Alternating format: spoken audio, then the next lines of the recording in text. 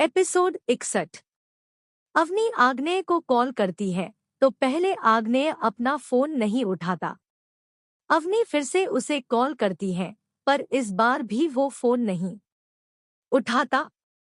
तब अवनी श्रुति की तरफ देखते हुए अपनी गुस्से भरी आवाज में उससे कहती है, पता नहीं तेरे प्यारे जीजू कहाँ जाकर बैठे हैं, मेरा फोन भी नहीं उठा रहे।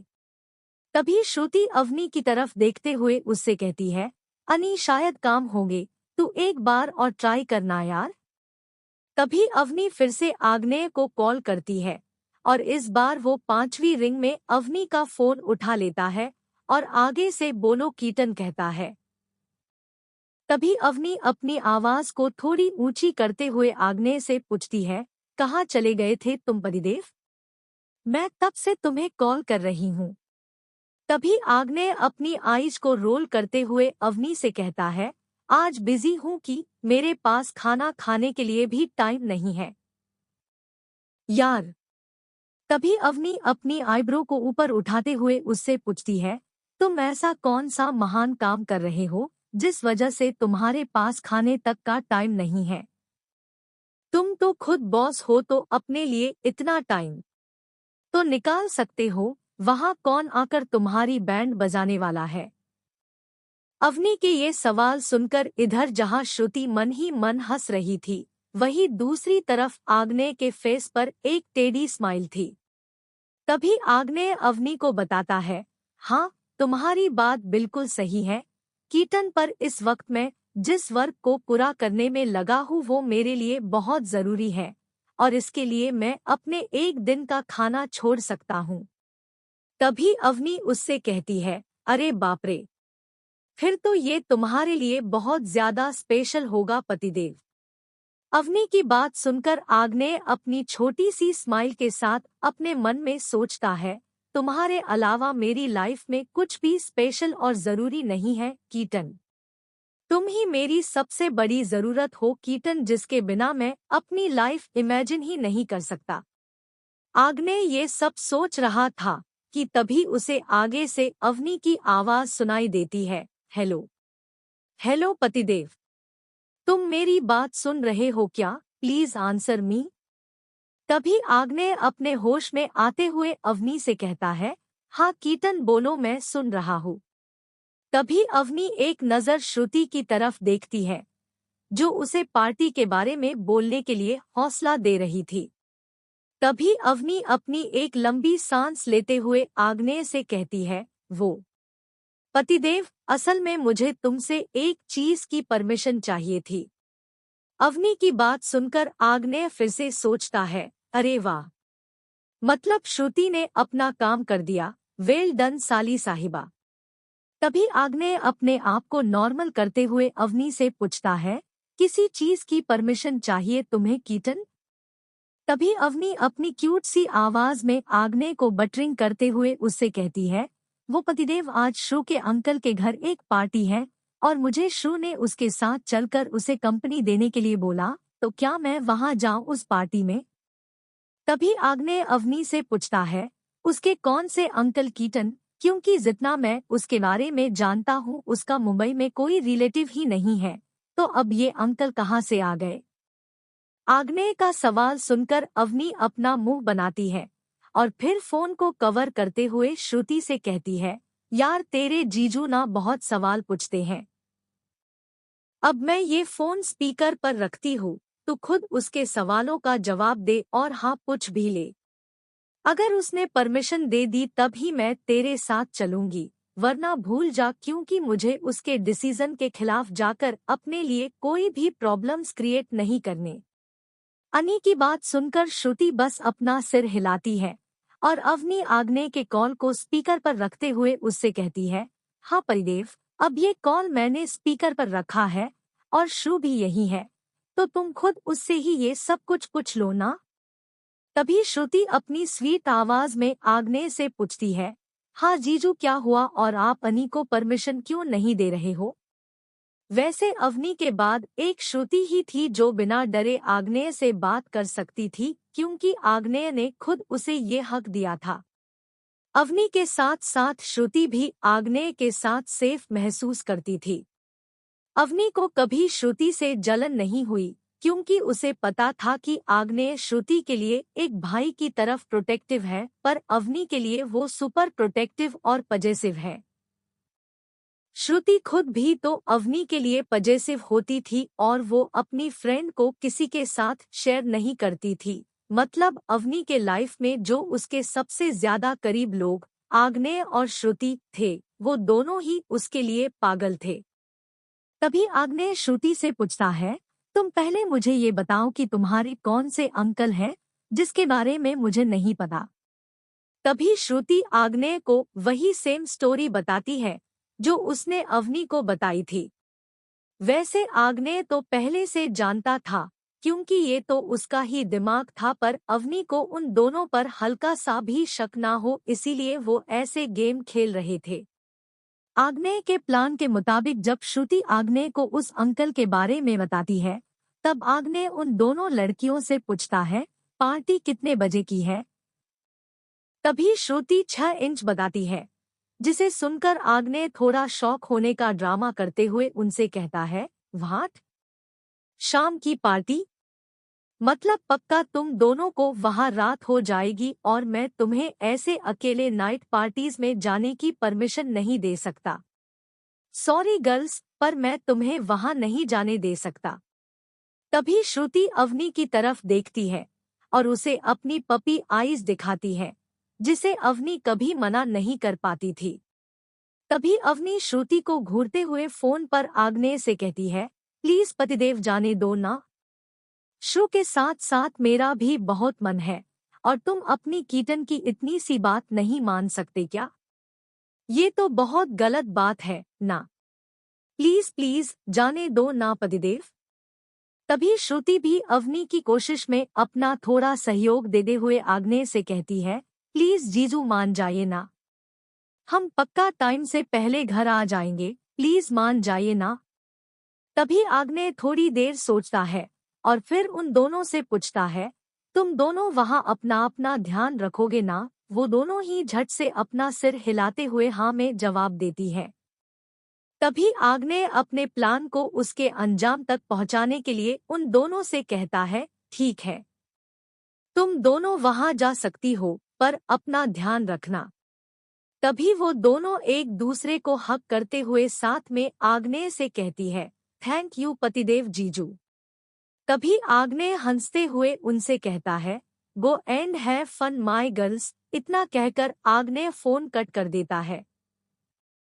तभी श्रुति अवनी की तरफ देखते हुए उससे कहती है, येस जीजू की परमिशन मिल गई, अभी हम पार्टी में मजे करेंगे। वैसे हमें वहां के थीम के अकॉर्डिंग रेडी होना होगा। तभी अवनी श्रुति से कहती है, तो ठीक है ना, हम दोनों यही रेडी हो जाएंगे और फिर यहीं से निकल जाएंगे। अवनी की बात सुनकर श्रुति उससे कहती है, अनी मुझे रेडी होने में थोड़ा वक्त लगेगा, क्योंकि उसके पहले ना मुझे एक जरूरी काम पूरा करना है, तो वो करके मैं फटाफट रेडी हो जाऊंगी, पर तुम मेरे लिए वेट मत करना और रेडी हो जाना। वैसे मैं तेरी ड्रेस और उससे मैचिंग ज्वेलरी भी लेकर आई हूँ, रुक अभी तुझे दिखाती हूँ। तभी श्रुति एक पेपर बैग लाती है, जिसमें एक प्रिटी सी ड्रेस और कुछ डायमंड ज्वेलरी थी। उस ड्रेस को देखकर अवनी शॉक हो जाती है और श्रुति से पूछती है, श्रु ड्रेस तो कितनी प्यारी है और काफी महंगी भी लगती है। तूने इतने पैसे कहाँ से लाए यार, और ये डायमंड ज्वेलरी है ना? तभी श्रुति अपना सिर ना में हिलाते हुए उससे कहती है, पागल है क्या? मेरे पास डायमंड ज्वेलरी कहाँ से आएगी? ये तो आर्टिफिशियल ज्वेलरी है, जो बिल्कुल डायमंड की तरह लगती है। रही बात इस ड्रेस की, तो ऐसा समझ ले कि ये तेरे किसी अपने ने ही तेरे लिए भेजी है। वैसे श्रुति की बात सुनकर अवनी थोड़ी कंफ्यूज हो जाती है, पर तभी उसे लगता है कि ये ड्रेस श्रुति के पेरेंट्स ने भेजी होगी, क्योंकि वो दोनों भी अवनी को श्रुति की तरह ही प्यार करते थे। रही बात ज्वेलरी की, तो वो सच में डायमंड ज्वेलरी ही थी, पर अवनी ने श्रुति की बात सुनकर उसमें ज्यादा अपना दिमाग नहीं लगाया था। तभी श्रुति अवनी की तरफ देखते हुए उससे कहती है, आज की पार्टी तू ये सब ही पहनेगी और मेरे लिए भी मेरी ड्रेस रेडी है, मैं उसे पहनूंगी। अभी हमारे पास बहुत वक्त है, मतलब अभी सिर्फ एक ही बज रहा है, तो चल तब तक हम खुद को थोड़ा पैम्पर करके आते हैं ब्यूटी पार्लर से। तभी अवनी अपनी आईज रोल करते हुए उससे पूछती है, अब एक नॉर्मल सी पार्टी में ही तो जाना है ना यार, उसके लिए क्या पार्लर जाना। तभी श्रुति अवनी की तरफ देखते हुए उससे कहती है, देख अगर तू नहीं चली तो मैं तुझे उठाकर लेकर जाऊंगी, समझी। अब चल चुपचाप। तभी अवनी अपनी प्यारी सी शक्ल बनाते हुए उससे कहती है, अजीब जबरदस्ती है यार तेरी, मेरी तो कोई कदर ही नहीं है। तुझे जब देखो तब मुझे डांटते रहती है और मुझ पर बस यूं ही हुक्म चलाते रहती है। क्या लाइफ हो गई है रे बाबा मेरी। एक मेरा सरफिरा पतिदेव है जो मुझे चैन जीने नहीं देता और ये मेरी सरफिरी दोस्त जो मुझे चैन से मरने नहीं देती। ऐसे में मैं करूँ तो क्या करूँ और कहाँ जाऊँ। हे भगवान जी, कहाँ आपने मुझ जैसी शरीफ बच्ची को इन शैतानों के बीच फेंक दिया। श्रुति बड़े ही ध्यान से अवनी की ये सारी नौटंकी देख रही थी और अपना बरसा मुंह बना रही थी। तभी श्रुति अपने हाथों को अपने सीने के पास फोल्ड करते हुए अवनी से पूछती है, तो मिसेज अवनी आग्नेय सिंह राजपूत, अगर आपकी ये नौटंकी करनी हो गई हो तो क्या हम जा सकते हैं। नहीं, अगर तुझे और थोड़ा टाइम पास करना है, अपनी नौटंकी दिखानी है, तो तू दिखा सकती, मैं क्या फ्री ही बैठी हूँ तेरी नौटंकियों को देखने के लिए, तो तू लगी रह। श्रुति की ये बात कम ताना सुनकर बेचारी अवनी अपना बच्चों वाला फेस बना लेती है और अपनी क्यूट सी आवाज में श्रुति से कहती है, डरपोक श्रु, तू मेरी दोस्त नहीं पर सबसे बड़ी दुश्मन है। तभी श्रुति अपना सिर हिलाते हुए अपनी सार्केस्टिक आवाज में अवनी से कहती है, हाँ, मैं तो तुझ पर कोड़े बरसाती हूँ, तुझसे अपने घर का पूरा काम करवाती हूँ और तुझे खाना भी नहीं देती ना। आखिर मैं तेरी दुश्मन जो हूँ। अगर अभी कुछ बाकी रह गया है तो वो भी बोल दे, मैं सुन रही हूँ। तभी अवनी श्रुति की तरफ देखते हुए उससे कहती है, तू हमेशा मुझे डांटती है। तभी श्रुति अवनी की नाक को धीरे से पिंच करते हुए उससे कहती है, हाँ वो इसीलिए क्योंकि मुझे डर लगता है, ना कि तेरे इस बोल्ड नेचर की वजह से तू कहीं किसी से पंगे ना ले ले जो आगे चलकर तुझे थोड़ा सा भी हार्म करे, और इसी वजह से मैं तुझे डांटती थी क्योंकि तू मेरे लिए मेरे छोटे से बेबी की तरह है और मुझे तेरा ख्याल रखना था। अभी मुझे तेरी चिंता करने की कोई जरूरत नहीं है क्योंकि तेरे पास तेरे पतिदेव हैं ना, जो तेरा मुझसे भी कहीं ज्यादा और अच्छी तरह से ध्यान रख सकते हैं। जितनी तू मेरे लिए स्पेशल है ना अनी, उससे कहीं ज्यादा तू उनके लिए स्पेशल है। तो मेरा छोटा सा क्यूटी पाई, अभी ज्यादा अपना दिमाग मत चला और चल रेडी हो जा। एपिसोड 62। तुम कभी मेरा हाथ मत छोड़ना पतिदेव। आग्नेय का उसकी अवनी के लिए सरप्राइज। इस वक्त अवनी श्रुति के साथ पार्लर में आई थी, जहां श्रुति अवनी को बिठाकर खुद पता नहीं कहां गायब हो गई थी। अवनी श्रुति को बार बार कॉल कर रही थी पर वो अपना फोन भी नहीं उठा रही थी। तभी अवनी श्रुति को और एक बार कॉल लगाती है और इस बार श्रुति फोन उठा लेती है। तभी अवनी श्रुति पर चिढ़े हुए उससे पूछती है, पागल लड़की, कहाँ है तू। तभी श्रुति के मुंह से गलती से अपने घर निकल जाता है। जब श्रुति को ये रियलाइज होता है तब वो खुद अपने सिर पर एक चपेट लगाती है। वहीं जब अवनी श्रुति की बात सुनती है, वो श्रुति पर और ज्यादा भड़कते हुए उससे कहती है, तू क्या पी कर बैठी है, या फिर तूने अपना सिर किसी दीवार पर दे मारा है। तू मुझे यहाँ पार्लर में बिठाकर खुद घर भाग गई क्यों।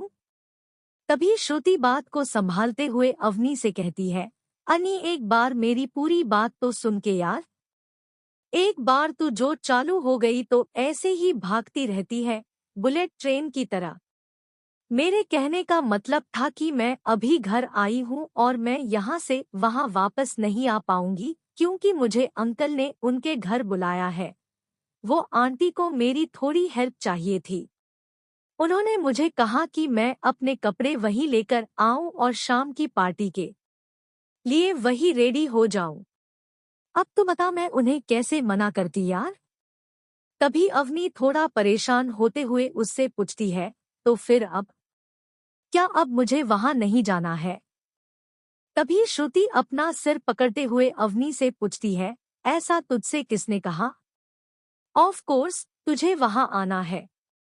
अच्छा पहले तो मुझे एक बात बता कि तेरे पार्लर का काम हो गया?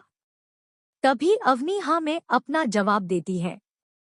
तब श्रुति अवनी से कहती है, ठीक है, अब तू वहां से सीधे घर जा और मैं तुझे अंकल ने जहां पार्टी रखी है वहां का एड्रेस सेंड कर देती हूँ, तो तू ड्राइवर के साथ वहां आ, मैं तुझे सीधे वहीं मिलूंगी। तभी अवनी अपनी क्यूट सी बच्चों वाली आवाज में श्रुति से पूछती है, पक्का ना श्रु?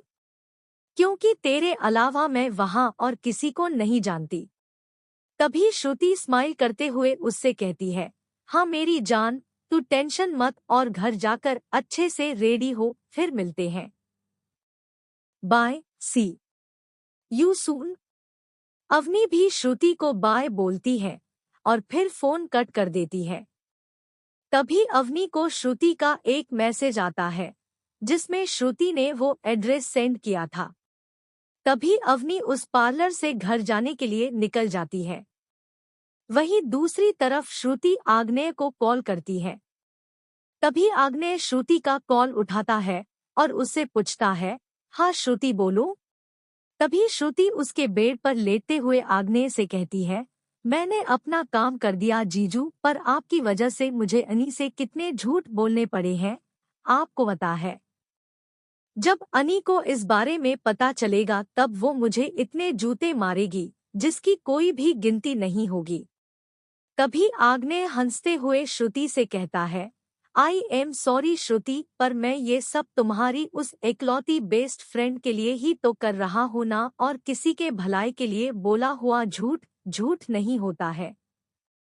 तभी श्रुति अपना मुंह बनाते हुए आग्नेय से कहती है, किसी दिन आप मुझे आपकी उस प्यारी बीबी के हाथों पिटवा कर ही रहोगे, मैं अभी से बोल रही हूँ। तभी आग्नेय अपनी शैतानी स्माइल के साथ उससे कहता है, अगर कभी ऐसा हुआ तो तुम चिंता मत करना, मैं हूं ना। मैं कीटन को बोल दूंगा कि वो तुम्हें ज्यादा जोर से ना मारे।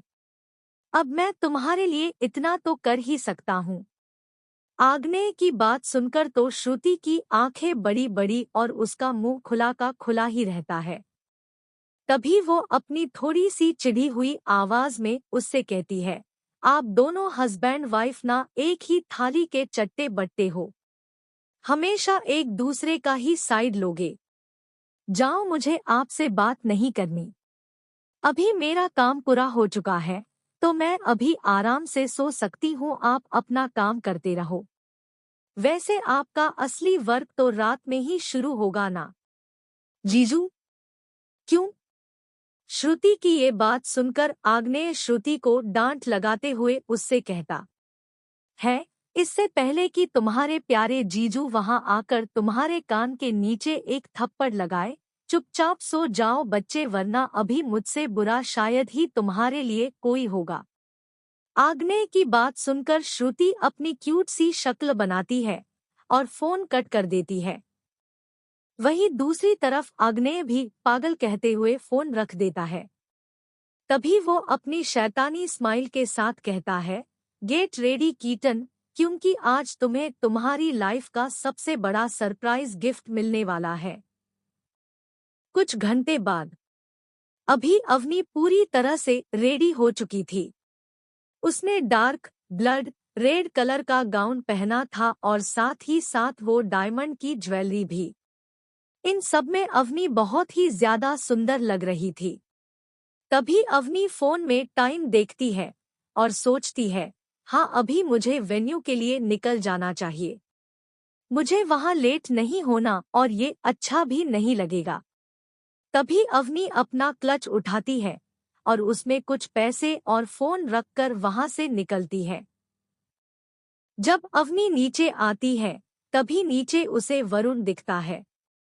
वहीं जब वरुण अवनी को देखता है तब वो खुद भी अपनी पलकें झपकाना भूल जाता है और बस उसे ही देखते रहता है, पर गलत इरादे से नहीं।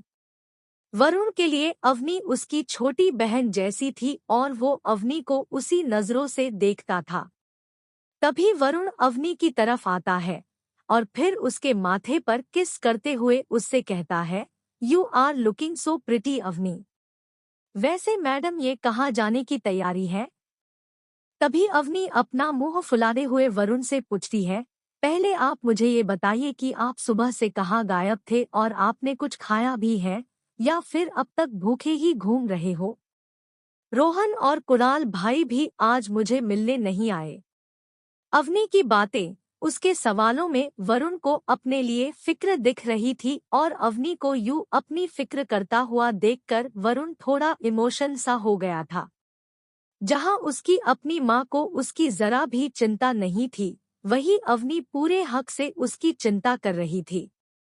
प्रीति आग्नेय की नजरों में अपने आप को अच्छा दिखाने के लिए वरुण की चिंता करती थी, वरना उस प्रीति को तो अपने पार्टी से फुर्सत नहीं मिलती थी, ऐसे में वो कहाँ किसी की फिक्र करती रहेगी। अवनी जब वरुण को खाने का पूछती है तब उसकी आंखों में एक हल्की नमी आ जाती है, पर वो झट से अपने आप को संभाल लेता है। वरुण को भी पता था कि आज की शाम अवनी के लिए काफी स्पेशल से नहीं। वरुण के लिए अवनी उसकी छोटी बहन जैसी थी और वो अवनी को उसी नजरों से देखता था। तभी वरुण अवनी की तरफ आता है और फिर उसके माथे पर किस करते हुए उससे कहता है, you are looking so pretty Avni. वैसे मैडम ये कहाँ जाने की तैयारी है?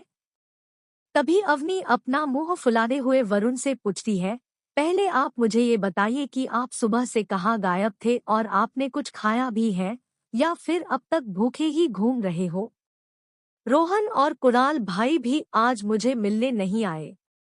अवनी की बातें, उसके सवालों में वरुण को अपने लिए फिक्र दिख रही थी और अवनी को यूं अपनी फिक्र करता हुआ देखकर वरुण थोड़ा इमोशन सा हो गया था। जहां उसकी अपनी माँ को उसकी जरा भी चिंता नहीं थी, वही अवनी पूरे हक से उसकी चिंता कर रही थी।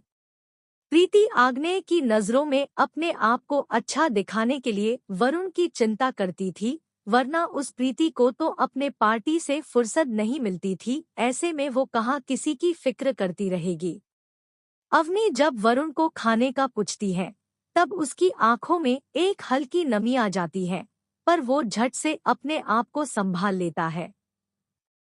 वरुण को भी पता था कि आज की शाम अवनी के लिए काफी स्पेशल होने वाली थी, तो ऐसे में वरुण अपनी वजह से अवनी का मूड जरा भी खराब नहीं करना चाहता था। तभी वरुण अवनी की छोटी सी नाक पकड़कर उसे हल्के से पिंच करते हुए उससे कहता है, हाँ लिटिल अवनी, मैंने खाना खा लिया था और मुझे ना एक जरूरी काम था, तो इसी वजह से मैं सुबह से बाहर था। अब रही बात उन दो इडियट्स की, तो वो भी मेरे साथ ही थे, तो वो पक्का तुमसे कल मिलने आएंगे। वैसे मुझे तुमने बताया नहीं कि तुम कहाँ जा रही हो, वो भी अकेले? तभी अवनी वरुण को पार्टी के बारे में बताती है। तभी वरुण अवनी से कहता है, वो सब तो ठीक है अवनी, पर देखो अभी शाम हो गई है और तुम्हारा घर से अकेले जाना ठीक नहीं होगा। तुम एक काम करो, मुझे वो एड्रेस बताओ, मैं तुम्हें वहां लेकर चलता हूँ। इससे मुझे भी तुम्हारी चिंता नहीं होगी और तुम भी सेफ रहोगी। वैसे अवनी को वरुण के साथ कहीं भी जाने में कोई प्रॉब्लम नहीं थी, उल्टा वो तो खुश ही थी कि वरुण उसे लेकर जा रहा है। तभी अवनी किसी बच्चे की तरह चाहते हुए वरुण से पूछती है, सच्ची भाई आप मेरे साथ चल रहे हो?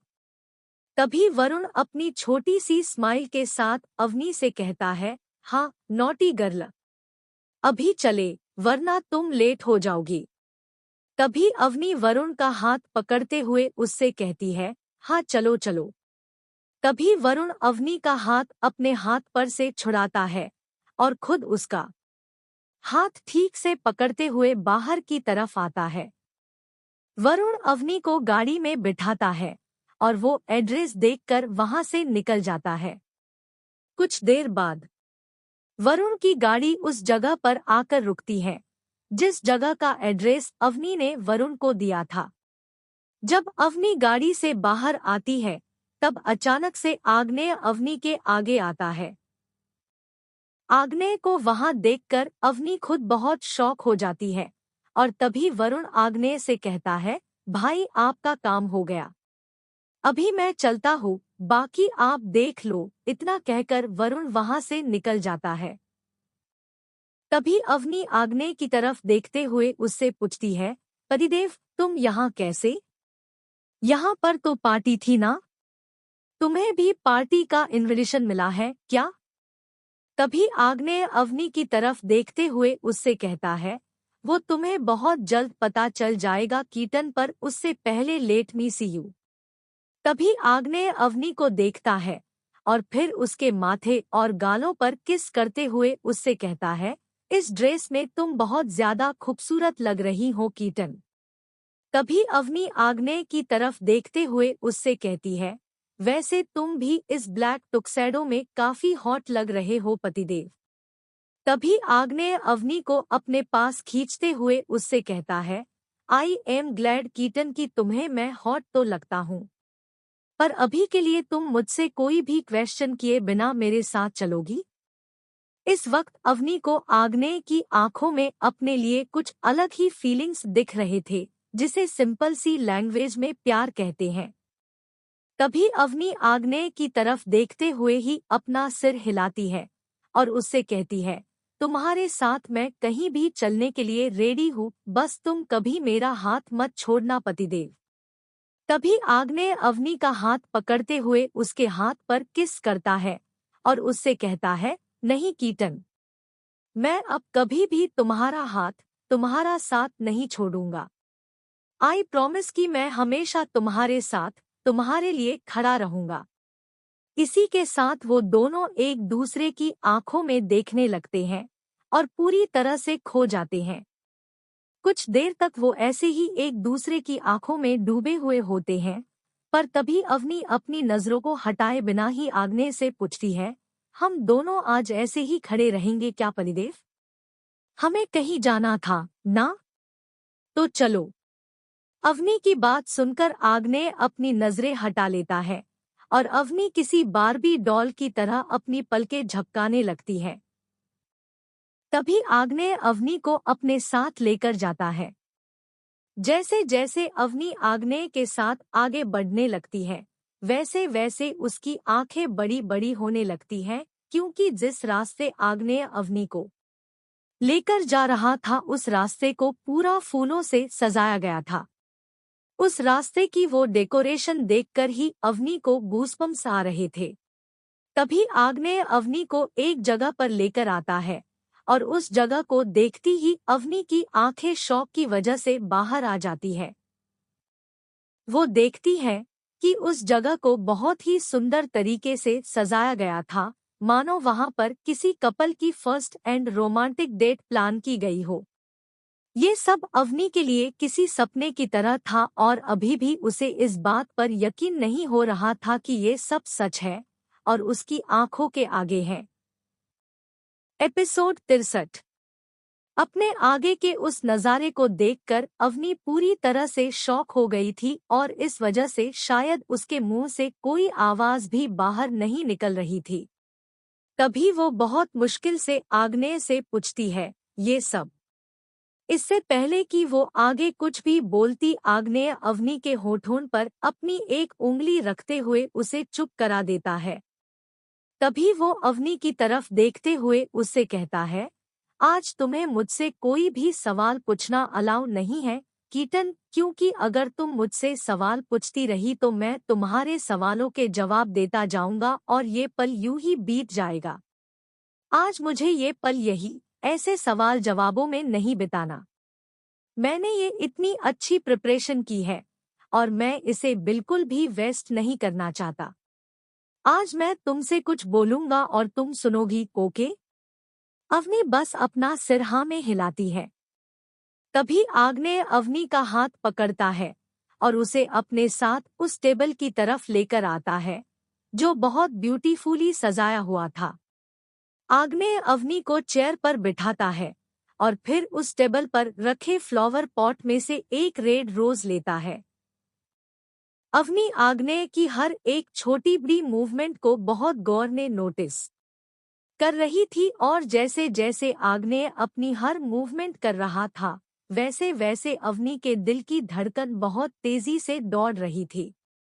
तभी आग्नेय अवनी के आगे प्रपोजिंग पोजीशन में बैठता है और आग्नेय को ऐसे देखकर अवनी का दिल उसके गले तक आ जाता है और उसकी आंखें बड़ी बड़ी हो जाती है, क्योंकि अवनी ने कभी अपने सपने में भी ये नहीं सोचा था कि कोई उसके लिए ऐसा सब कुछ कभी करेगा भी। उस पर आग्नेय जैसा रूड, सेल्फिश और इगोस्टिक इंसान तो बिल्कुल भी नहीं जिसने अवनी को तकलीफें दी थी।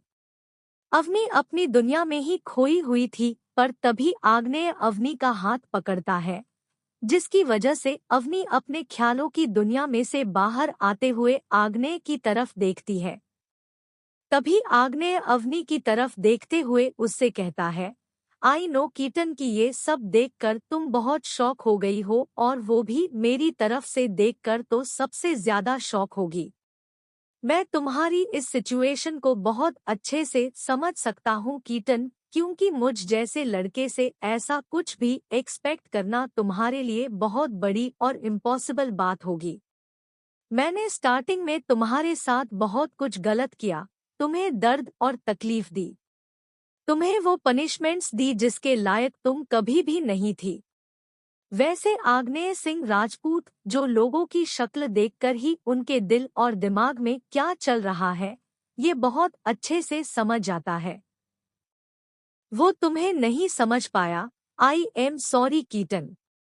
वैसे आग्नेय के मुंह से सॉरी सिर्फ कुछ ही लोगों के लिए और बहुत कम ही निकलता था, पर जब से आग्नेय को अपनी गलतियां रियलाइज हुई थी तब से वो अपनी छोटी सी गलती के लिए भी अवनी से सॉरी कह देता था।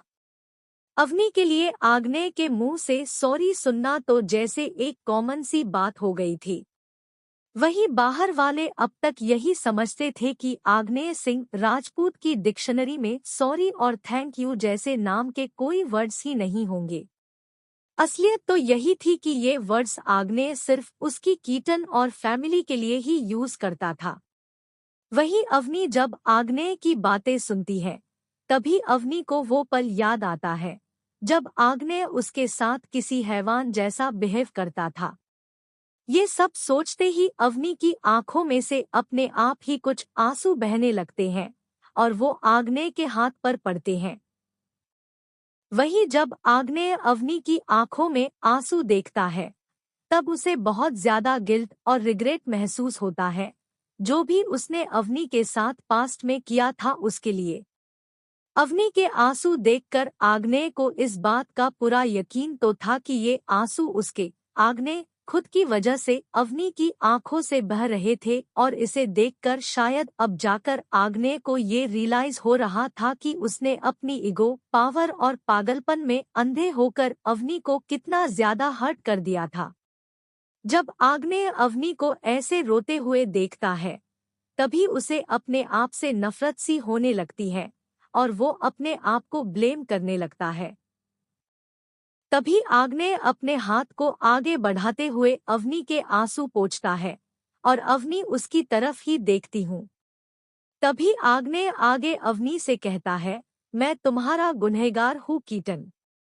तुम मेरे गुनाहों की मुझे जो भी सजा देना चाहती हो दे सकती हो। मैं कोई भी कंप्लेंट नहीं करूँगा, आई प्रॉमिस।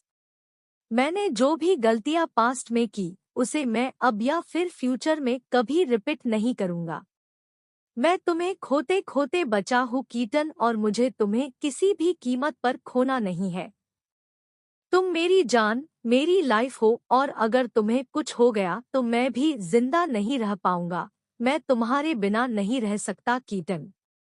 आग्नेय के मुंह से बाहर निकलने वाले हर एक शब्द को अवनी गौर से सुन रही थी। अवनी को आग्नेय की आंखों में अपने लिए प्यार और उसकी गलतियों के लिए पछतावा साफ साफ दिख रहा था। तभी आग्नेय अवनी के हाथों को बहुत हल्के से प्रेस करते हुए उससे कहता है, मैं ऐसा नहीं था कीटन। मैं ऐसे हार्टलेस और रुड नहीं था, पर मेरी लाइफ में जो कुछ भी हुआ था ना, उसने मुझे पूरा चेंज कर दिया था। मैं मानता हूँ कि मैं बचपन से ही थोड़ा सीरियस और हॉट माइंडेड हूँ, पर बेरहम नहीं था। ये सब उस शीतल की वजह से हुआ है। जब से उसने मेरे साथ, मेरे प्यार और इमोशंस के साथ खेला है ना, तब से मेरा प्यार शब्द पर से विश्वास ही उठ चुका था। मुझे तो बस यही लगता था कि लड़कियां सिर्फ पैसों के लिए लड़कों को यूज करती हैं, उन्हें फंसाती है। मैंने जब क्लब में फर्स्ट टाइम तुम्हें देखा था, उसी दिन मैं तुम्हारे प्यार में पड़ गया। जहां मेरा दिल मुझे बार बार कह रहा था कि तुम बाकी दूसरी लड़कियों की तरह नहीं हो, उनसे काफी डिफरेंट हो, पर मेरा दिमाग ये बात मानने को रेडी ही नहीं था। वो तो मुझसे बस यही कहता था कि नो आग्नेय, किसी भी लड़की पर ऐसे आसानी से भरोसा मत करना, वरना मुझे फिर से धोखा मिल जाएगा। जब मैंने तुमसे जबरदस्ती से शादी की और जिस तरह से तुम मुझे, मेरी बदतमीजी को झेलती थी ना, उस वजह से मैं बहुत शौक था। मैं जितना अपने आप को तुमसे दूर रखने की कोशिश करता था, उतना ही मैं तुम्हारे और करीब खिंचा चला आता था कीटन।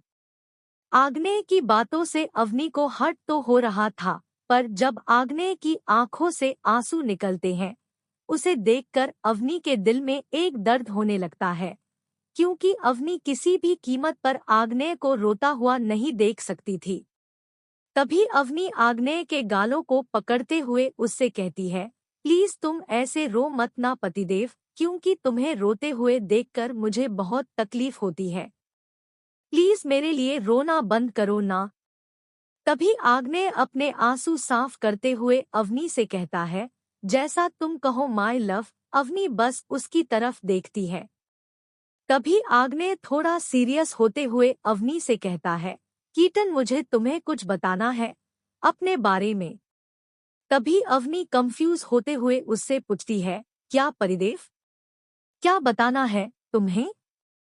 तभी आग्नेय अवनी की तरफ देखते हुए उससे कहता है, मैं तुम्हें बताऊंगा, पर उससे पहले मुझसे प्रॉमिस करो कि वो सब सुनने के बाद तुम मुझे छोड़कर नहीं जाओगी।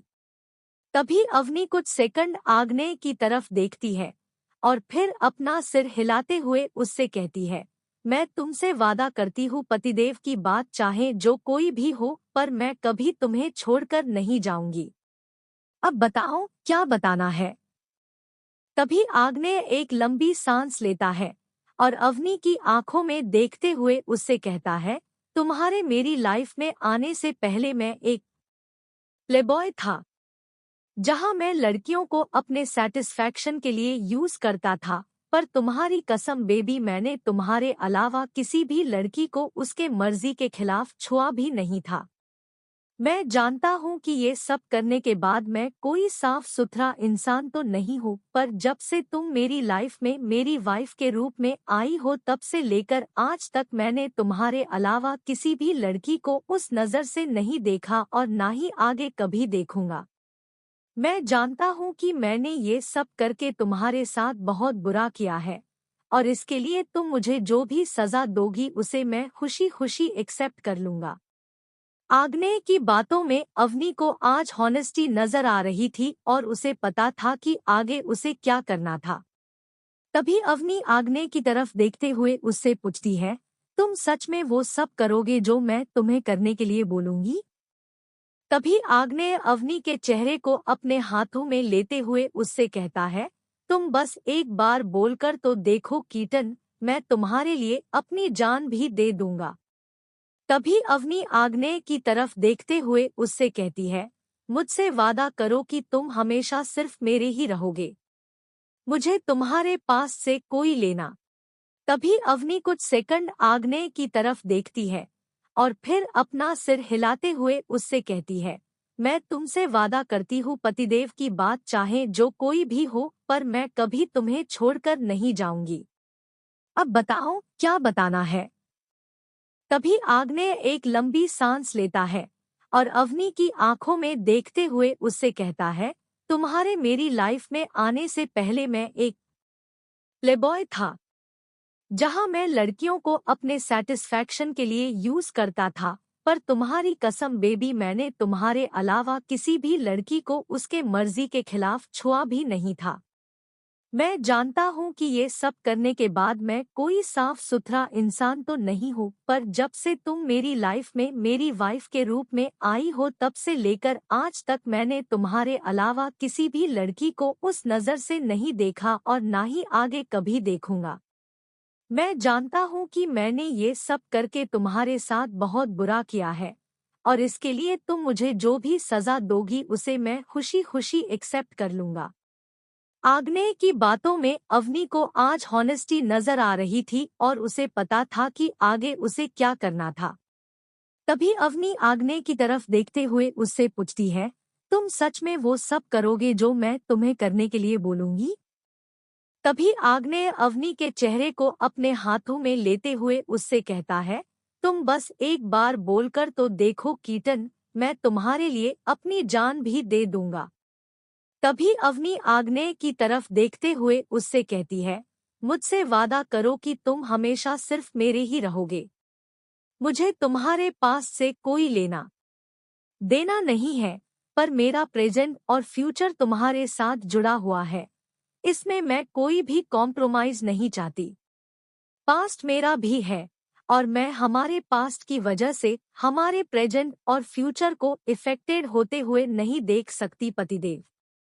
पहले मेरी लाइफ में कोई भी नहीं था, फिर शू आई और उसने मेरी लाइफ में एक फ्रेंड के साथ साथ एक बहन की भी कमी पूरी कर दी। उसके बाद तुम मेरी लाइफ में आए। हाँ, पहले तुमने मुझे सच में बहुत तकलीफ दी, पर फिर मेरा बहुत ध्यान रखा और आज तक रखते आए हो। अवनी ये सब बोल तो रही थी पर उसकी आंखों से आंसू बहने बंद नहीं हो रहे थे। तभी अवनी आगे आग्नेय से कहती है, सच कहूँ तो मैंने कभी सोचा भी नहीं था कि मेरी लाइफ में तुम्हारे जैसा कोई इंसान आएगा और मेरी लाइफ एकदम से 360 डिग्री टर्न हो जाएगी, पर तुमने सच में मेरी पूरी लाइफ ही बदल दी। पहले मुझे तुमसे नफरत सी होती थी, पर जब से मैं धीरे धीरे करके तुम्हें जानने लगी हूँ ना, तब से मेरे दिल में तुम्हारे लिए जो नफरत थी वो कम होने लगी। मैं समझ गई थी कि तुम जैसे सबको अपना हार्टलेस और वो शैतानी रूप दिखाते हो, उसके पीछे भी तुम्हारा एक सॉफ्ट सा रूप छिपा हुआ है, जो तुम बेहद ही कम लोगों को दिखाते हो, और मुझे ये कहते हुए खुशी हो रही है कि उसमें से एक मैं भी हूँ।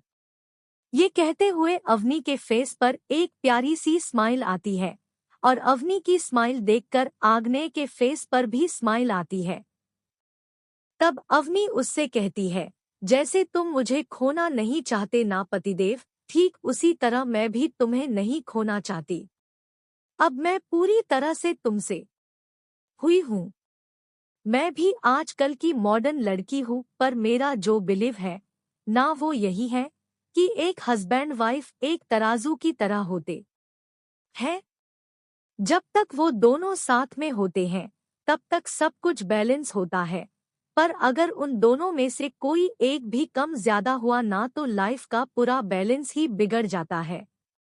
मैंने अपनी लाइफ में अब तक बहुत परेशानियां देखी हैं, पर अभी मुझे अपनी मैरिड लाइफ में कोई भी ऐसी परेशानी या मुसीबत नहीं चाहिए पतिदेव।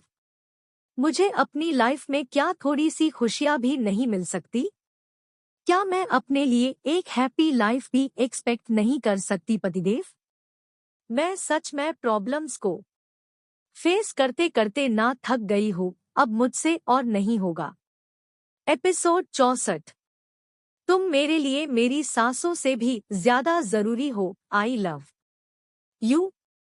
तभी आग्नेय अवनी की आंखों में देखते हुए उससे कहता है, अब से मैं तुम्हारे साथ कुछ भी गलत नहीं होने दूंगा कीटन। जितना तुमने पास्ट में सहा वो बहुत था, पर अभी और नहीं। It's time to make you feel so special, क्योंकि तुम सच में बहुत स्पेशल हो। तभी आग्नेय अवनी की आंखों में देखते हुए उससे कहता है, सॉरी, मैं तुम्हें यहाँ बुलाया था और यहाँ पर कोई भी पार्टी नहीं थी। ये सब मेरा प्लान था और तुम्हारी एकलौती बेस्ट फ्रेंड और उसके साथ साथ तुम्हारे प्यारे तीनों देवर भी मेरी हेल्प कर रहे थे। श्रुति ने तुमसे जो कुछ भी बोला था वो सब कुछ झूठ था और उसे ऐसा करने के लिए मैंने ही कहा था, क्योंकि मुझे तुम्हें ये सरप्राइज देना था। तो अभी बताओ कि तुम्हें ये सब कुछ कैसे लगा? आग्नेय की बात सुनकर अवनी का मुंह खुला का खुला ही रह जाता है। तभी वो गुस्से की वजह से अपनी नाक को फुलाते हुए आग्नेय से कहती है, उस शू की बच्ची को तो मैं बाद में देख लूंगी, बहुत ज्यादा स्मार्ट बनने की कोशिश कर रही है ना वो आजकल। अब रही बात तुम्हारे इस सरप्राइज की पतिदेव, तो सच कहूं मैंने कभी भी ये इमेजिन ही नहीं किया था कि तुम कभी मुझे इस तरह का कोई सरप्राइज भी दोगे। ये सच में मेरे लिए किसी सपने की तरह है। ये सब बहुत सुंदर है। थैंक यू पतिदेव। ये सब मुझे बहुत बहुत पसंद आया। तभी आग्नेय अपनी नोटी सी स्माइल के साथ अवनी से कहता है, अरे तुम इतने से में ही इम्प्रेस हो गई कीटन। अभी तो असली सरप्राइज मैंने तुम्हें दिया भी नहीं है। आग्नेय की बात सुनकर अवनी की आंखें चमकने लगती है और वो अपनी बड़ी सी स्माइल के साथ आग्नेय से पूछती है, अभी भी तुम्हारा सरप्राइज बाकी है पतिदेव? आग्नेय बस अपना सिर हिलाता है और अवनी बहुत ज्यादा एक्साइटेड होने लगती है। तभी आग्नेय वो फूल लेता है जो उसने वही टेबल पर रखा हुआ था। इस वक्त अवनी की नजरें बस उसके प्यारे पतिदेव पर ही टिकी हुई थी। वो तो अपनी पलकें झपकाने तक को बार बार सोच रही थी। अवनी को शायद अभी भी ये सब कुछ एक सपना ही लग रहा था, जिसे वो अपनी आंखों से ओझल नहीं होने देना चाहती थी। तभी आग्नेय अवनी की आंखों में देखते हुए उससे कहता है, कीटन, आई नो कि मैंने अपनी लाइफ में काफी गलतियां की है और उसी गलतियों से मैंने ये रियलाइज भी किया है कि तुम मेरे लिए कितनी ज्यादा स्पेशल हो। जब तुम मेरे पास नहीं होती तब मैं पागल सा हो जाता हूँ और मेरा दिल बेचैन होने लगता है। तुम मेरे लिए मेरी सांसों से भी ज्यादा जरूरी हो। सच कहूँ तो मुझे नहीं लगा था कि मैं फिर से ये सब कुछ किसी लड़की के लिए दोबारा से करूँगा या फिर ये बात दोबारा किसी से कहूँगा, पर ये मैं आज तुमसे कहना चाहता हूँ कि। तभी आग्नेय उसके हाथ में मौजूद उस फूल को अवनी की तरफ बढ़ाता है और अवनी से कहता है, I love you Mrs Avni Singh Rajput, I love you Keaton, from the bottom of my heart and till the end. तुम मेरी लाइफ हो और मैं तुमसे बहुत बहुत प्यार करता हूँ कीटन। अवनी को तो अभी भी ये यकीन नहीं हो रहा था कि आग्नेय, उसके डेविल पतिदेव ने उसे आई लव यू कहा था। हाँ, शादी से लेकर आज तक आग्नेय ने अपने पति होने का फर्ज निभाया था, पर उसने अवनी से अपने प्यार का इजहार नहीं किया था। अवनी को भी यही लगता था कि आग्नेय सिर्फ अपना फर्ज निभा रहा था और उसके दिल में शायद अवनी के लिए वैसी प्यार वाली कोई भी फीलिंग नहीं होगी। ऊपर से आग्नेय का पहले एक बार दिल टूट चुका था। उसकी एक्स गर्लफ्रेंड ने उसे बुरी तरह से चीट किया था और इतने बड़े धोखे के बाद शायद आग्नेय कभी किसी से प्यार नहीं कर पाएगा, पर अवनी कहाँ ये जानती थी कि आग्नेय तो उसके प्यार में पड़ चुका था। हाँ, आग्नेय के दिमाग ने उसे बार बार ये बात समझानी चाहिए कि वो फिर से ऐसी गलती ना करे, पर उसका दिल तो अवनी के प्यार में पहले से ही पागल हो चुका था। आग्नेय ने इस बार अपने दिमाग की नहीं पर दिल की सुनी थी और इसी की बदौलत आज उसने अवनी से अपने प्यार का इजहार करने की कोशिश की और अवनी को प्रपोज भी किया था। आग्नेय का ये कन्फेशन सुनकर अवनी की आंखों से आंसू बहने लगते हैं, क्योंकि दिल और इमोशंस तो उसके पास भी थे और सभी लड़कियों की तरह अवनी भी चाहती थी कि उसका पति सिर्फ अपना ये फर्ज निभाने के लिए उसकी केयर ना करे, उसका ध्यान ना रखे। अवनी चाहती थी कि आग्नेय सच में और प्यार से उसका ध्यान रखे और उसे वो प्यार दे जिस पर अवनी का असली हक था। अवनी को इस बात की कोई भी उम्मीद तो नहीं थी कि आग्नेय कभी अवनी से उसके प्यार का इजहार भी करेगा, पर उसका दिल तो यही चाहता था। आज भगवान ने अवनी की ये ख्वाहिश भी पूरी कर दी थी। आज आग्नेय ने अपने पूरे दिल और बिना किसी झूठ, फरेब और दिखावे के अवनी को प्रपोज किया था, उसे आई लव यू कहा था। तभी अवनी आग्नेय के हाथ में से वो फूल लेती है और आग्नेय की तरफ देखते हुए उससे कहती है, आई लव यू टू पतिदेव। इसी के साथ अवनी आग्नेय को उसी पोजीशन में हक कर लेती है जहां आग्नेय अभी भी प्रपोज वाले पोजीशन में बैठा हुआ था। अवनी के आग्नेय को हक करते ही आग्नेय खुद भी अपने पैरों पर खड़ा होता है, जिसकी वजह से अवनी के पैर अभी हवा में होते हैं। आग्नेय अवनी की कमर पकड़ लेता है ताकि उसकी क्यूट और छोटी सी कीटन नीचे ना गिरे। तभी आग्नेय को उसकी गर्दन में कुछ गिला गिला सा महसूस होता है और साथ ही साथ उसे अवनी के सिसकियों की आवाजें भी आने लगती है।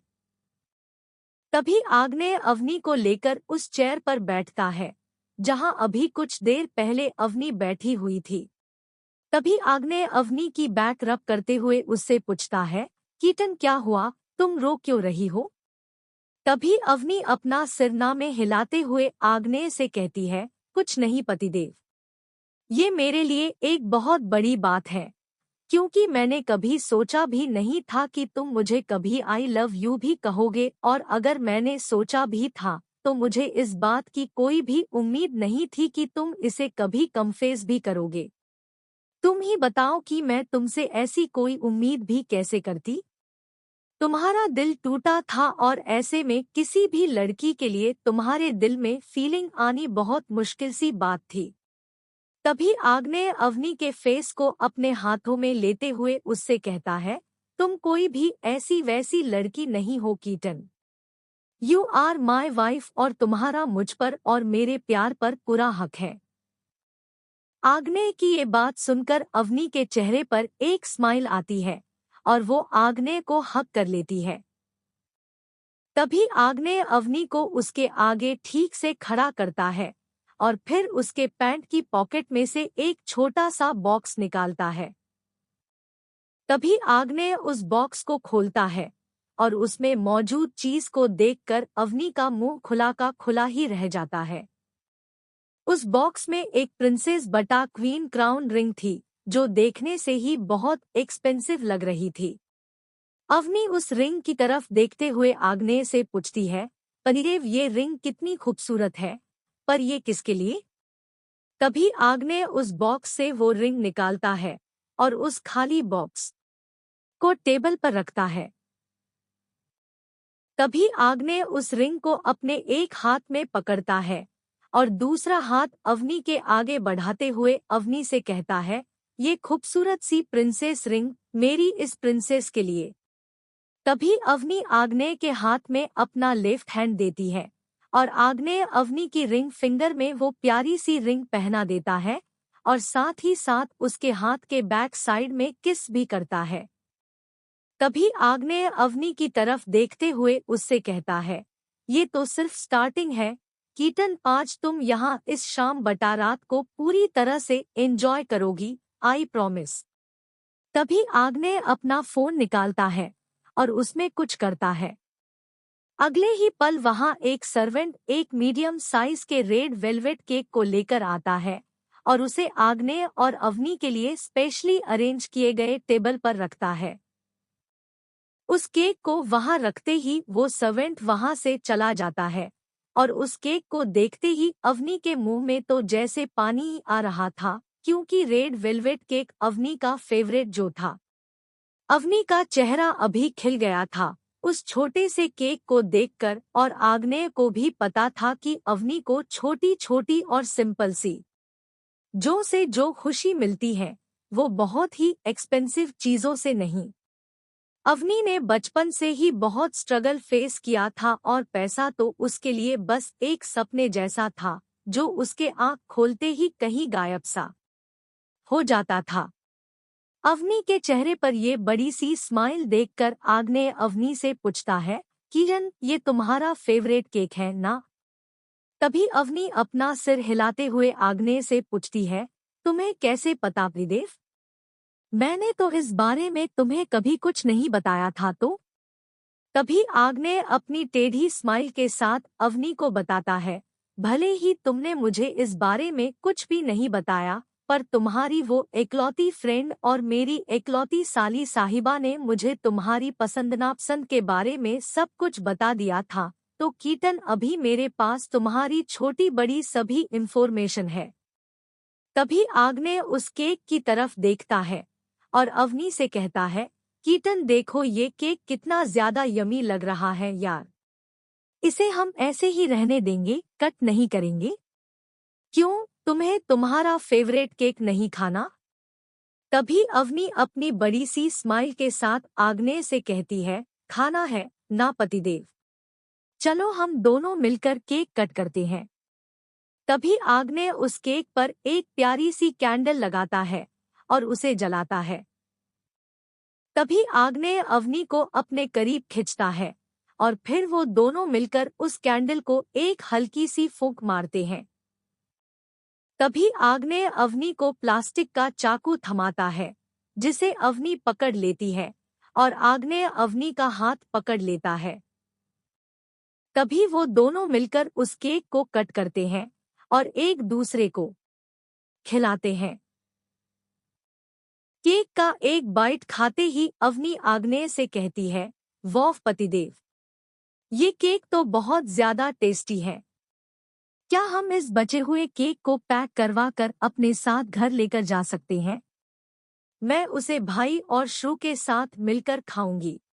तभी आग्नेय अवनी के गाल पर किस करते हुए उससे कहता है, ऑफ कोर्स कीटन, हम इस केक को पक्का पैक करवा कर अपने साथ लेकर चलेंगे, ताकि तुम घर में अपने उन शैतानों की गैंग के साथ मिलकर केक पार्टी कर सको।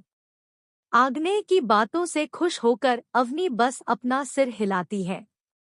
तभी आग्नेय अवनी की तरफ देखता है और फिर उसकी तरफ अपना हाथ बढ़ाते हुए उससे पूछता है, मिसेज अवनी आग्नेय सिंह राजपूत, क्या आप मेरे मतलब मिस्टर आग्नेय सिंह राजपूत के साथ एक डांस करना चाहेंगी? तभी अवनी आग्नेय की हाथ में अपना हाथ देते हुए अपनी प्यारी सी स्माइल के साथ उससे कहती है, जरूर पतिदेव। तभी आग्नेय अवनी का हाथ पकड़कर उसे अपनी तरफ खींचता है और उसकी कमर को पकड़ते हुए जोर से म्यूजिक कहता है। अगले ही पल वहां पर एक प्यारा और रोमांटिक सा सॉन्ग बजने लगता है।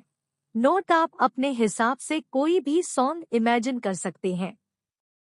तभी आग्नेय अवनी के साथ उस सॉन्ग की म्यूजिक पर डांस करने लगता है और अवनी भी उसमें पूरी तरह से खो सी जाती है। एपिसोड 65। तुम मुझे क्यूट बोलकर बटरिंग नहीं कर सकते पतिदेव। आज से अवनी उसका कॉलेज ज्वाइन करने वाली थी। आग्नेय ने अवनी को 2 दिन पहले प्रपोज किया और फिर उस पर अपना बेइंतहा प्यार भी बरसाया था। आज अवनी सुपर एक्साइटेड थी उसके न्यू कॉलेज जाने के लिए। इस वक्त अवनी उसके रूम में रेडी हो रही थी और आग्नेय वॉशरूम में था। तभी वो वॉशरूम से बाहर आता है और मिरर के आगे खड़ी अवनी को आकर बैक हग करता है। तभी वो आगे मिरर में अवनी का ब्यूटीफुल सा चेहरा देखते हुए अवनी से कहता है, क्या बात है कीटन, आज तो तुम बहुत खुश लग रही हो, इतनी ज्यादा एक्साइटेड हो कॉलेज में जाने के लिए?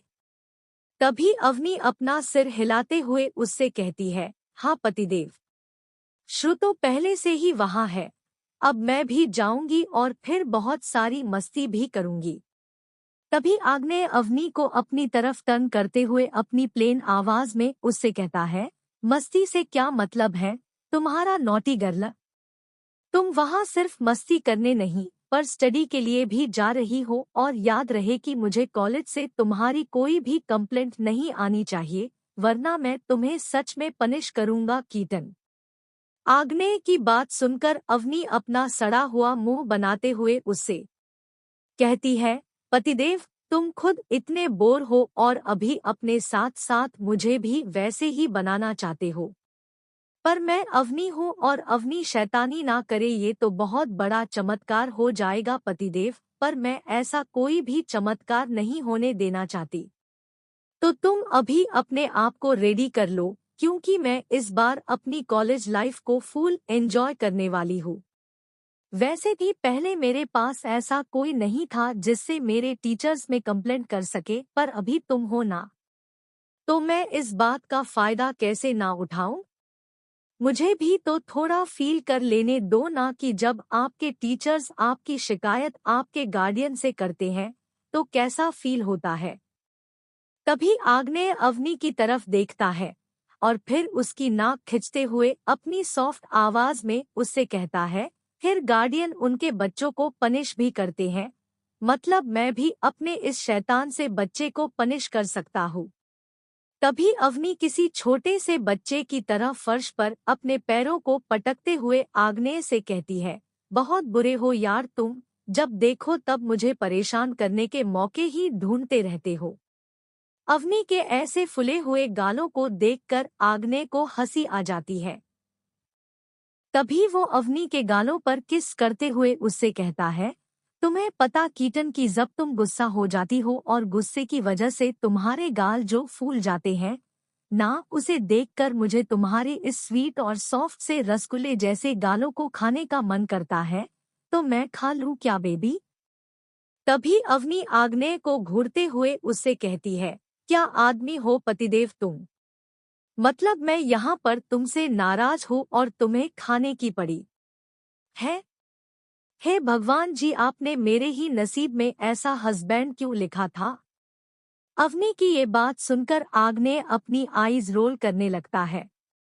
तभी वो अपनी घमंड भरी आवाज में अवनी से कहता है, मैडम जिस हस्बैंड की आप भगवान से कंप्लेंट कर रही है ना, उसे ही पाने के लिए दुनिया भर की लड़कियां पागल हुई पड़ी है।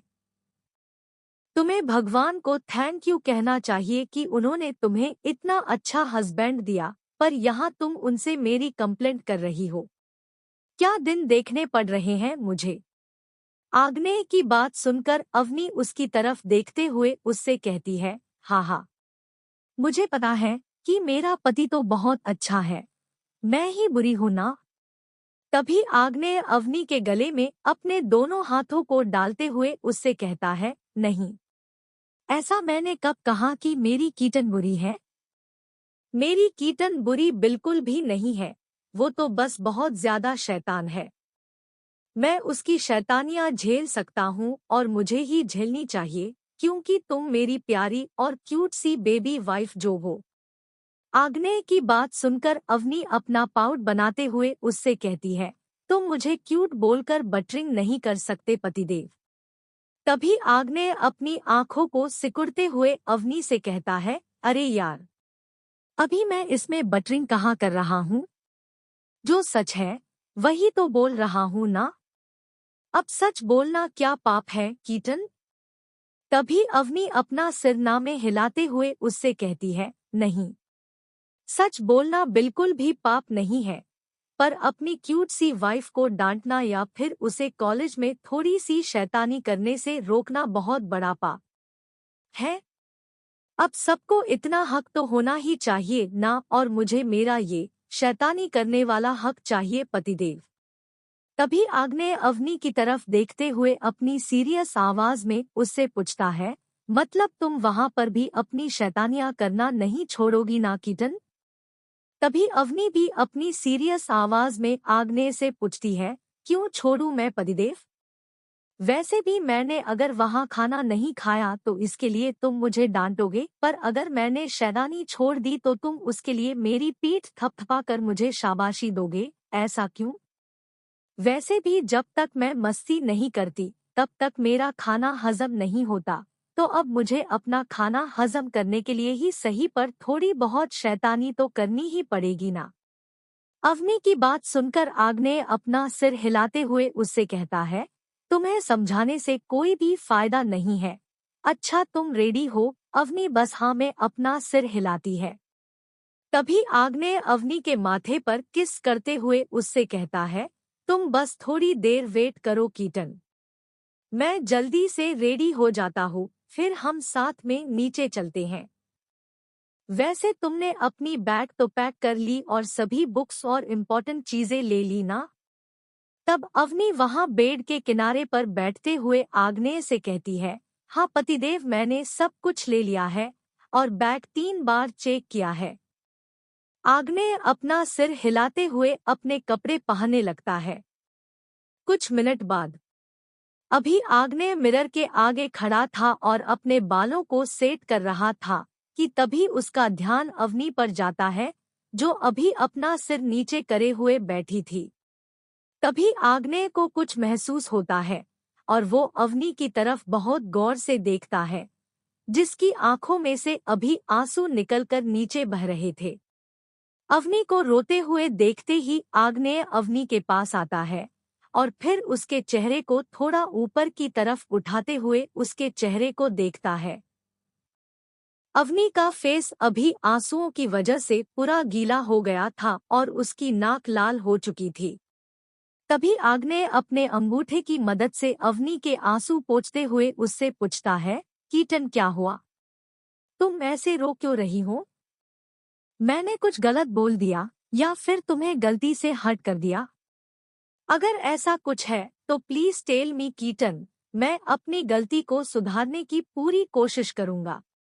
आग्नेय बस इतना ही बोलता है और अगले ही पल अवनी आग्नेय को हक कर लेती है। तभी आग्नेय अवनी को अपनी गोद में खींच लेता है और उसे हक करता है।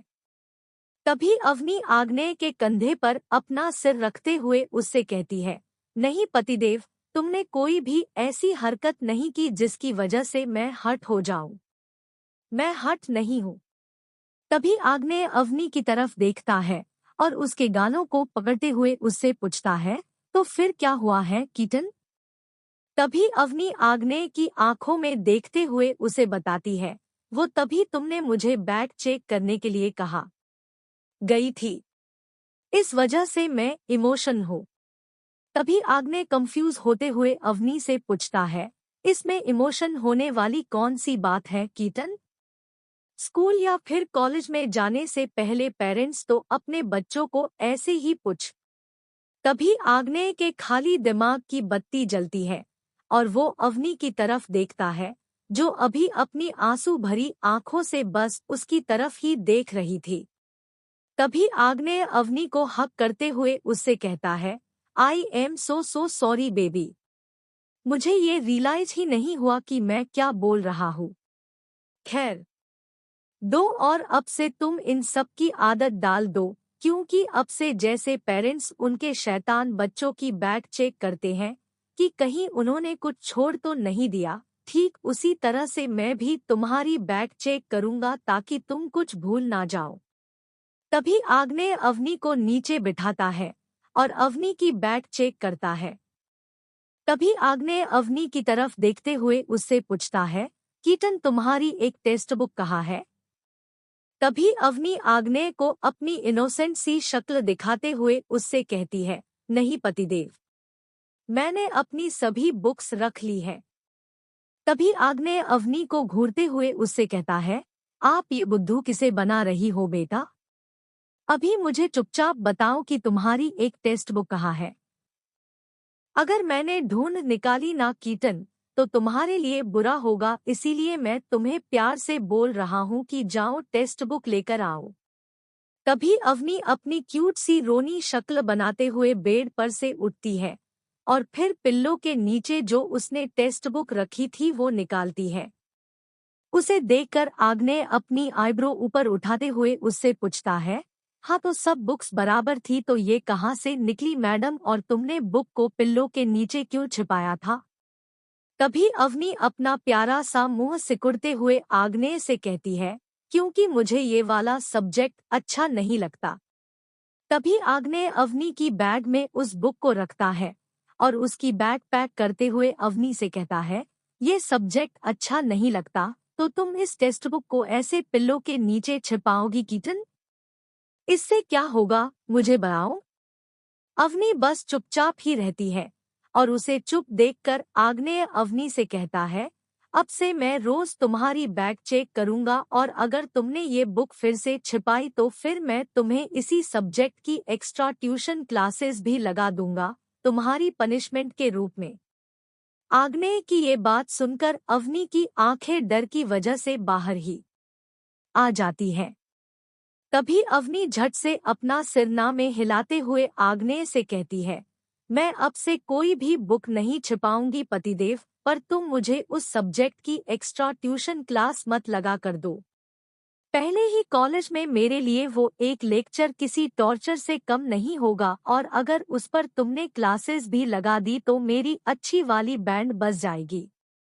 अवनी की बात सुनकर आग्नेय के फेस पर एक शैतानी स्माइल आती है और वो अवनी से कहता है, ठीक है, तुम मेरी बात याद रखो और मुझे फोर्स मत करो तुम्हें क्लासेस लगा कर देने के लिए। वैसे मैं तुम्हें एक सीक्रेट बनाऊं कीटन? तभी अवनी बस अपनी पलकें झपकाती है। तभी आग्नेय अवनी की तरफ देखते हुए अपनी टेढ़ी स्माइल के साथ उससे कहता है, जिस सब्जेक्ट मतलब फाइनेंशियल अकाउंटिंग एनालिसिस के सब्जेक्ट से तुम इतना चिढ़ती हो, वो मेरा फेवरेट सब्जेक्ट था और अभी भी है।